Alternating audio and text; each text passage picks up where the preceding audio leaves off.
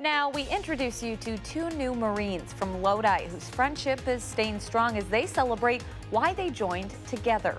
And honoring female artists, the fundraiser showing off their work today. Plus, raising money for the Dogs of Abuse Victims, a fair dedicated to getting our four-legged friends in safe homes. From the Channel3000.com Alert Center, this is News 3 Now at 10. Thanks for joining News 3 Now at 10. I'm Amanda Quintana. Let's start with your first alert forecast with Dana Fulton. Dana, tonight, that snow is going to impact our morning commute. It likely is. Kind of depends on which side of southern Wisconsin you're on. For Madison and areas south and east, plan on what could be a messy start to the day. Now, north and west towards Lone Rock, right now we're dry and we're expecting trace amounts to 1 inch of snow. Our high-resolution Doppler gives us a better look at what is actually falling around Platteville. Right now, some light snow. Parts of Rock County currently have snowfall. These bands are just going to continue to pick up along with some cold temperatures to start the day tomorrow. So this won't be heavy snow as temps fall to the teens for our overnight lows. We have alert days in the forecast for the entire start of the week. Unseasonably cold weather expected with near record lows and record low high temperatures almost every day. We'll take a closer look at what is ahead with our snow accumulation in just a few minutes. Thank you, Dana. With Veterans Day approaching, a party in Lodi is observing the U.S. Marine Corps' birthday today. Madeline O'Neill reports from Katie's Bar on what it's like to join the ranks. It's the Marine Corps' 244th birthday today, but that's just one reason for a celebration here today. I am very proud. The word proud hardly covers it. Very emotional. He went from being a boy to a man. Vicki Ness's 18-year-old son, Trenton, is a recent graduate of the 13-week Marine Corps boot camp. It was very intense. So as a parent, you cannot talk to him for 3 months. Stories of his adventures still made their way to her. Every day I was running to the mailbox practically. From the tough first few weeks. You're homesick most of the time. All the way to the finish line. Dear Mom, I did it. I'm a United States Marine. It's not just Trenton's story that's worthy of celebration. I even freshman year, sophomore year of high school, but I even thought in 2 years I'm going to be a Marine with my best friend. That doesn't happen every day. Calls feeling the proud for a reason. From gas chamber exposure to grueling 20-mile hikes. You can't fully prepare for it. The two friends made it through boot camp to graduate together again. When you're at the beginning, it seems like you'll never get done. And then before you know it, you earn the title. All that hard work came together. As for what drew them to the Marines. Challenge, definitely. Uniforms look nice. They do. More than that, though. Just carrying on the best legacy possible. Carrying that legacy is top of mind as Veterans Day approaches, and the young men end one chapter to begin another. Crazy how it all just came together like this, like a perfect ending to a story. How do you like them? Very nice, yes. Congratulations again. In Lodi. Trenton, do you like it? Yep. Madeline O'Neill, News 3 Now. The two new Marines get to be home for about a week before they return to San Diego on Tuesday, where they did their boot camp to begin courses at the School of Infantry.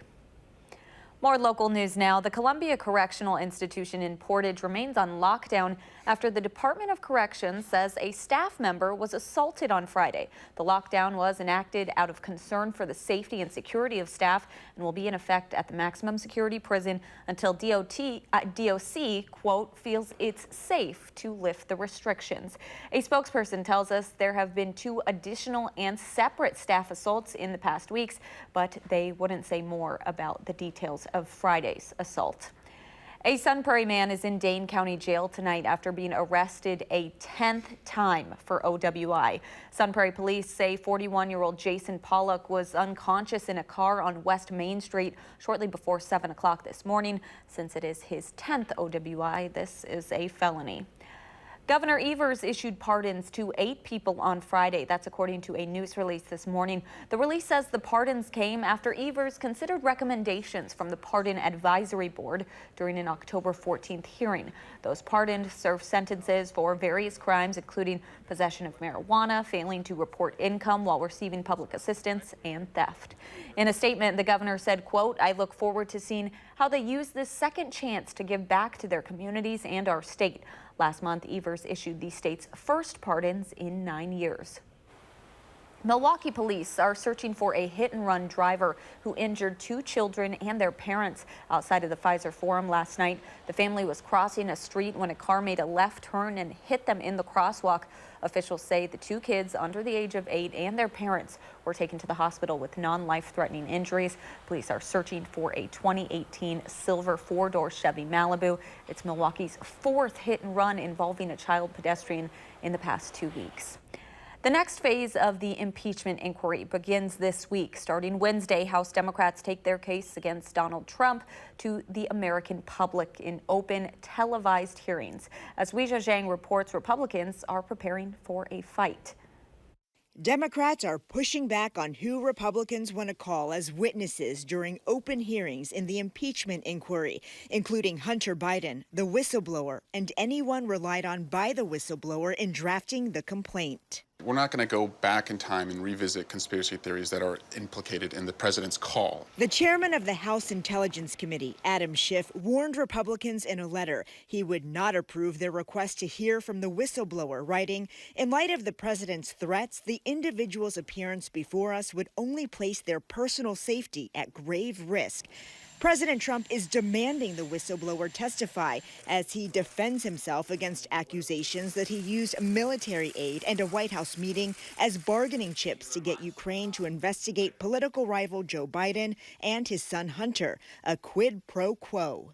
The president acted criminally and extorted in the way a mob boss would extort somebody, a vulnerable foreign country. It's probably best not to use Latin words to explain it. Sworn testimony from several witnesses in the impeachment inquiry suggests the president may have acted inappropriately. For his part, Mr. Trump is using familiar terms to describe the upcoming proceeding. There's never been a president who's been so transparent. This is a witch hunt at the highest level, and it's so bad for our country. On Face the Nation, Republican Senator John Kennedy said he's waiting to see all the evidence before drawing a conclusion. If it can be demonstrated that the president asked for and had the requisite state of mind, that the president asked for an investigation of a political rival, that's over the line. Trump says he will hold a news conference with the president of Turkey at the White House on Wednesday, the same day the House will hold the first public hearings of the impeachment inquiry. You can watch those hearings right here on News 3 Now. Meanwhile, former U.S. Ambassador to the United Nations Nikki Haley says in a forthcoming book, 2 top Trump aides tried to recruit her to undermine the president. That's according to the Washington Post, which got a copy of her book titled With All Due Respect ahead of its Tuesday release. The Post reports Haley divulged that former Secretary of State Rex Tillerson and former White House Chief of Staff John Kelly tried to recruit her in an effort to, quote, save the country. She says she refused. Tillerson did not respond to requests for comment from the Post, and Kelly declined to comment in detail. In an effort to empower women, artists are raising funds through the Artful Women exhibit. Today, a reception was held to honor the female artists who donated their work to be displayed at UW Health. Event organizers say the exhibit, which has been happening for 33 years, gives women a voice. Artists were judged based on innovation, aesthetic, and ideas. Winners were announced today at the reception. The exhibit shows artwork made by 46 women who use a diverse range of mediums. I think it gets their message out to a lot of people. We have so many people coming through the hospital here that get to see that and hopefully then know about the programs that they do. The art is for sale at UW Health. All proceeds will go to Wisconsin Women's Network and to the artists themselves. The art will be at UW Health until December 6th. Today's Wisconsin Dog Fair is raising funds to give back to the community by putting dogs into safe homes. A portion of the money raised at the fair is being donated to sheltering animals of abuse victims. Officials say abusive situations put dogs at risk too, especially when the victim feels like they can't leave. In addition to raising funds, dogs of all shapes and sizes showed off their special talents at the fair. More than 100 purebreds competed in activities involving agility, teamwork with their owner, and showing off their best look. We try mostly just giving the community a lot of information about learning how to deal with dogs. It's good for people to understand how their dog thinks and their needs. The fair changes its program schedule each year in an effort to diversify what people and their dogs can participate in or see. New this year is the herding duck presentation, but beyond competition, event officials say the fair is for the public. They want the community to see the dogs and know what you can do with your own pet. Still to come on News 3 Now at 10, the cold doesn't bother them anyway. Thousands of runners take to the streets of Madison for the 25th Madison Marathon. You don't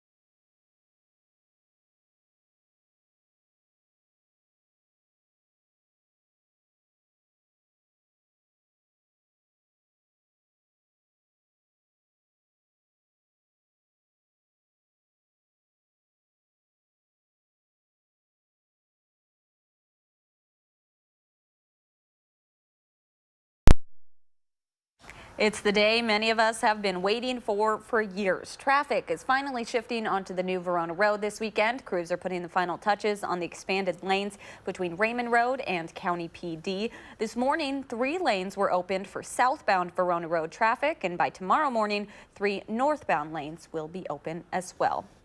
Today, Freewheel hosted its last Build-A-Bike workshop of the season. Within the time span of 6 hours, people are able to build a bike from the frame up. Freewheel has a mission of transportation equality, something they say can be done with bikes. Participants don't need parts or money to participate, and they walk away with more than just a bike. Instructors teach people the skills they need to be able to fix and maintain their bike. The people that volunteered at Freewheel thought, transportation and economic equity can be provided through a bike. We have some people who can't afford anything, and so we provide what we can for those people that can't afford to make their own bike. The class is completely free, but Freewheel appreciates donations. Build-A-Bike classes will pick back up in the spring. A huge collection of vintage Packers memorabilia is up for auction A Boston auction house is offering the rare items, including the sterling silver trophy the Packers received after the team went undefeated in 1929, winning their first NFL championship. The auction also features the brown wool top coat that Vince Lombardi wore during the Packers' 1966 season. You can also find Brett Favre's shoes and a football signed by the 1966 team. The auction started Friday and runs until November 21st. 4,400 very dedicated runners pushed through the cold during today's Madison Marathon. I guess once you start running, it does get better, but it's still quite a shock when you go out to the start line and it's really cold. While some called it great running weather, many were layered up in preparation for the freezing temperatures. Doctors on hand say the best way for runners to dress is for weather 20 degrees warmer so they don't get too hot during the race. Madison Festivals, who puts on the race, had to make a few changes, adding hot foods like barbecue and coffee and setting up warming stations. So about 5 years ago, we moved the race from May to November, and ironically enough, it was too hot in May. It kept getting canceled. So now we're out here with the wind, so you get both sides. Is it too hot or too cold? Coldest I've ran is probably mid-40s, so probably about 10 degrees warmer than this. So yeah, this is going to be a new experience for me too. Still, while some races are declining in participation, the Madison Marathon is increasing. It's the 25th year of the Madison Marathon, and it's not just a race, it's also a fundraiser. Money collected goes back to local organizations. Well, Dana, it's good that they had it today because it seems like it's going to get a lot colder. It's only going to get colder from here on out. Today we did have a high of 38 degrees. In the next few days, we have some really bitterly cold temperatures settling on in. A winter weather advisory in effect for most of southern Wisconsin overnight into Monday morning. It'll expire at noon for Dane and Rock counties. Looking at our future track, a close zoomed up view here of Dane County. We have a mostly cloudy sky with a strong breeze coming from the north. Light snowfall expected to really start to develop and build on in once we get closer to midnight and continue throughout the early morning hours on Monday. By our drive time, morning commute for Monday, we'll still have some light snowfall around Madison, but that light snowfall is really extending off to the east. It's already tapered off for areas to the west. Still a mostly cloudy sky though, and then once things really clear off later in the afternoon, partly sunny skies actually, though our temperatures are going to stay quite a bit below freezing. So the snow that comes down is going to settle in throughout Monday night and into Tuesday and Wednesday as well. Snowfall totals right now around Madison, anywhere from 1 to 3 inches expected by morning. Janesville on to the east, 3 to 4 inches likely. We have had a few snow bands develop in the last few hours, so a few areas might pick up just a little over 4 inches. And then areas north and west of Madison, stretching up into Sauk County and Richland County, trace amounts up to 1 inch certainly possible. We'll see lesser amounts north and west. Now, notice in Dane County, there is a very, very tight gradient between people that could only see up to 1 inch to other folks that might get a little closer to 4 inches of accumulation. So any little shift in these snow bands really is going to impact our accumulation amounts. This isn't one big system coming on through. It's a little more finicky nailing down these accumulation totals. Again, around Madison, very confident with that 1 to 3 inches right now, but certainly plan ahead for the morning. You want to make sure you have the snow boots on hand, you're all layered up, and the windshield scraper ready to go because you're likely going to need it again throughout the area with the snow coming in. And you want to stay tuned early tomorrow morning with updates on road conditions on News 3 Now this morning. We have high pressure off to the northwest that will be settling in after the snow gets through, and that's bringing in some very cold temperatures. In fact, the low high, or the record low high for tomorrow, is 23, and we're forecasting 24. Overnight lows heading into the 12th will also be near the record, and then for the 12th for afternoon highs near the record low as well. So very, very cold stretch for the next few days, and that's why we have alert days in the forecast for Monday, Tuesday, and Wednesday. Tonight, dropping to the teens since it is going to be so cold outside. The snow coming down, not heavy, dense, wet snow. That's going to be much lighter. The snowfall really developing for us, starting to build on in with the first few snow bands in the last about 2 hours, and it's going to continue overnight into Monday morning. Snow just in the morning, and then in the afternoon for Veterans Day, we'll have partly sunny skies, still very cold outside. Cold for Tuesday and Wednesday morning. Wednesday afternoon, we're looking at highs in the upper 20s, about 20 degrees below average. Thursday and Friday, we climb to the 30s, still with partly sunny skies, and Saturday and Sunday in the upper 30s with a chance for some flurries developing. Saturday, Sunday, we're looking at a rain-snow mix, so that could be just a little bit of a messy system developing for the second half of the weekend. Of course, tomorrow morning, can't preach this enough. Give yourself a little extra time because we will be keeping a close eye on those snow bands.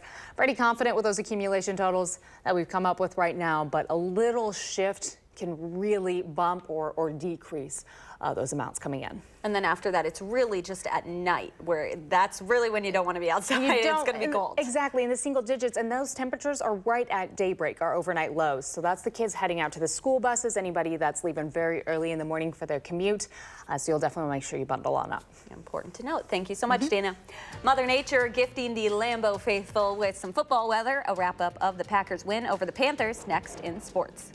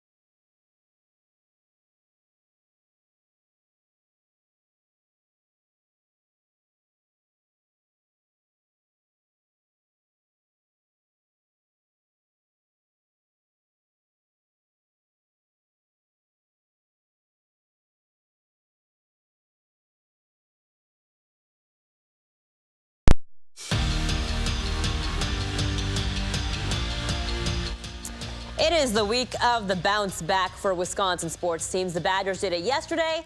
Today, it is the Packers' turn, hosting a solid 5-3 Panthers team. Aaron Rodgers happy to be back in his groove at Lambeau. Lacking a high five there, though, for that fan. Tie game in the second quarter. Aaron Rodgers crushes in for the short score. Packers take the 14-10 lead.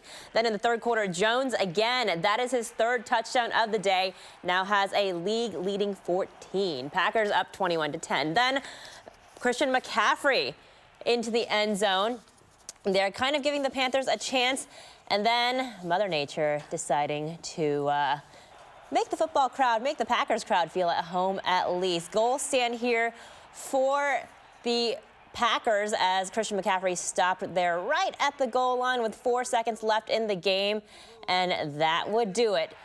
Packers win 24-16. Ken Kozrowski has a wrap-up from Lambeau Field. Well, we've seen Green Bay's defense allow plenty of yards this season, week to week, but the one thing that usually stays constant is when they bend, they don't break. Well, Sunday against Carolina, they didn't make things easy on themselves. It came down to the final drive for Carolina, the final yard line, in fact, but once again, the Packers defense did not break. We've been winning in different ways all season. We done won in every way imaginable. And then today we came out and we played well. We had some mistakes on both ends of the ball, but, we came out with the W, so that's great, 8-2 going into the bye week. Well, you look at the numbers, it was a pretty balanced game, except for the key stat that Matt LaFleur preaches every week.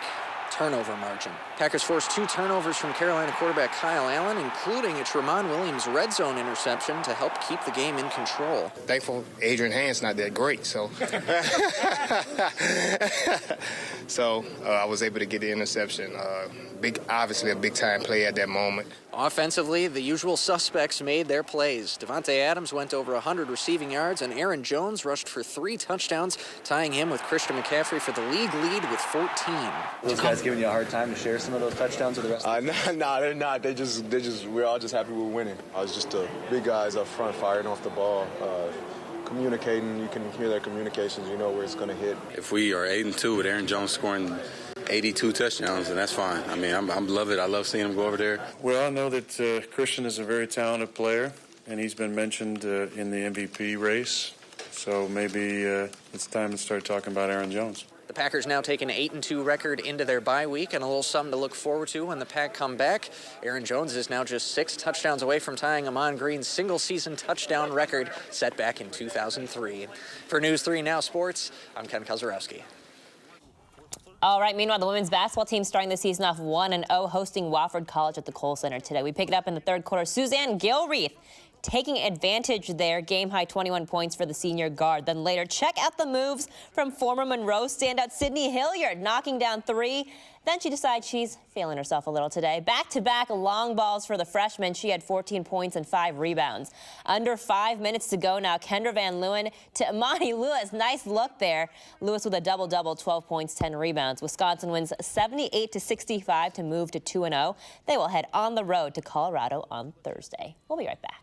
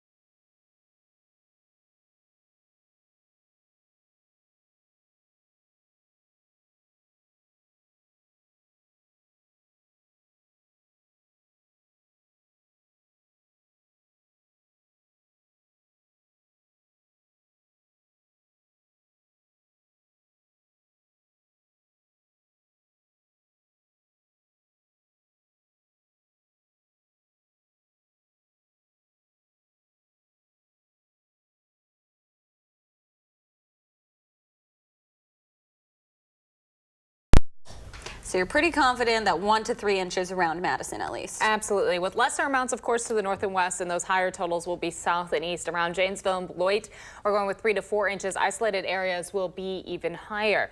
Right now, we do have some lighter snow flurries around that state line. Alert days are in the forecast, though, for those cold temperatures for the next 3 days. Even Monday morning will be quite cold outside. Temps will be in the upper teens. By the end of the week, we'll see our temps climb just a little bit into the upper 30s by Saturday and Sunday, but that's still well below average throughout that entire 10-day forecast. All right. Thanks so much for joining us. Have a great night.